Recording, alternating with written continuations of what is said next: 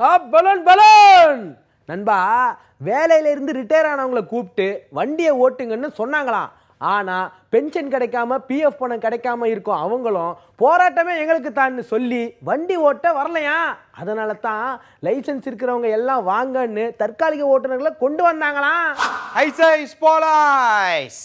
தலைவா, தொலைதூர பேருந்துகளுக்கு டிரைவர் கண்டக்டர் வேலையை ஒருத்தரே பார்க்கணும்னு சொன்னது கூடுதல் சுமை அப்படின்னு சொல்லும் போராட்ட குழு, வேலை செய்யும் போது உயிரிழந்த பணியாளர்கள் குடும்பத்துக்கு வாரிசு வேலை, நிலுவைத் தொகை, ஓட்டை உடசல் பேருந்துகளை உடனே மாத்தி தரணும்னு வச்ச கோரிக்கைகள் ரொம்ப ரொம்ப முக்கியமானதான்.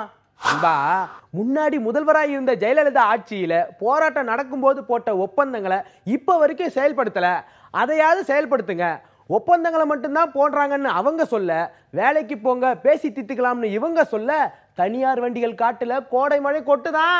இன்னொரு மேட்ரு தலைவா, ஒரு பக்கம் 5 கட்டம் 6 கட்டம்னு பேச்சுவார்த்தை நடக்கும் போதே இன்னொரு பக்கம் தற்காலிக ஓட்டுநர்களை வச்சு வண்டி ஓட்டுறதும், அந்தந்த மாவட்டத்தில் அமைச்சர்களை வச்சு நிலைமையை சமாளிக்க சொன்னதும் பேச்சுவார்த்தைக்கு முட்டுக்கட்டை போட்டுச்சா. அது மட்டும் இல்லாம தொழிற்சங்கத்துக்காரங்க அரசியல்வாதிகளா இருக்கிறதுனால தான் பேச்சு முடிவுக்கு வரலன்னு அரசு தரப்புல சொல்றாங்களா. இதெல்லாம் நாங்களாவா பேசிக்கிறோம், வெளியில பேசிக்கிறாங்க.